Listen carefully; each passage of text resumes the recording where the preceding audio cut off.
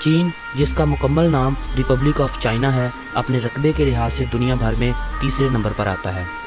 چین کا کل رقبہ 95,72,900 مربع کلومیٹر ہے، جبکہ پہلے نمبر پر رشیا آتا ہے جس کا رقبہ 1,70,98,246 مربع کلومیٹر ہے، اور دوسرے نمبر پر کینیڈا ہے جس کا کل رقبہ 99,84,670 مربع کلومیٹر ہے، جبکہ رقبے کے لحاظ سے پاکستان دنیا بھر میں 35ویں نمبر پر آتا ہے۔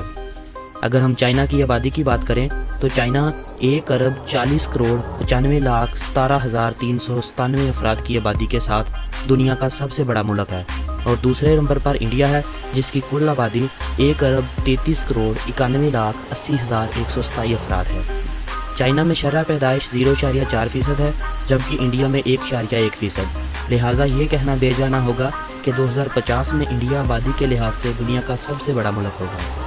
اگر ہم پاکستان کی بات کریں تو 2017 میں ہونے والی اس مردم شماری کے مطابق پاکستان کی کل آبادی 20,77,74,520 افراد پر مشتمل ہے، جبکہ پاکستان میں شرح پیدائش چائنا اور انڈیا کی نسبت کافی زیادہ ہے۔ پاکستان کی آبادی کا گروتھ ریٹ 2.40% ہے۔ بدھ مت کے پیروکار سب سے زیادہ چائنا میں رہتے ہیں، جن کی کل تعداد 24 کروڑ کے لگ بھگ ہے، اور یہ چائنا کی آبادی کا صرف 18.2% ہے۔ بیجنگ چائنا کا دارالحکومت ہے، جبکہ شنگھائی چائنا کے عظیم ترین شہروں میں شمار ہوتا ہے۔ ایک اندازے کے مطابق چائنا میں ہر سال 6 لاکھ کے قریب افراد نفسیاتی دباؤ اور زیادہ کام کرنے کی وجہ سے جان کی بازی ہار جاتے ہیں۔ چائنا میں ہر سال ٹیسٹی کھانوں کے نام پر 40 لاکھ کے قریب بلیوں کو مار دیا جاتا ہے۔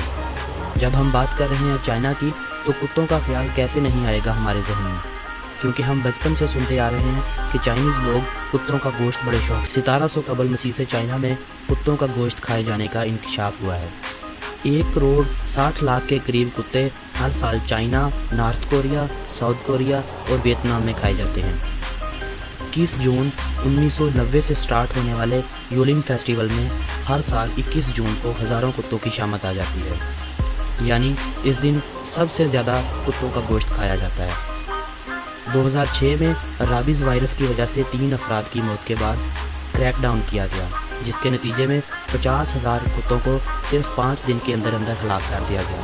یہ وائرس کتوں میں پائے جاتے ہیں اور ان کا گوشت کھانے والے افراد میں یہ آسانی سے منتقل ہو جاتا ہے، جو کہ ایک جان لیوا وائرس ہے۔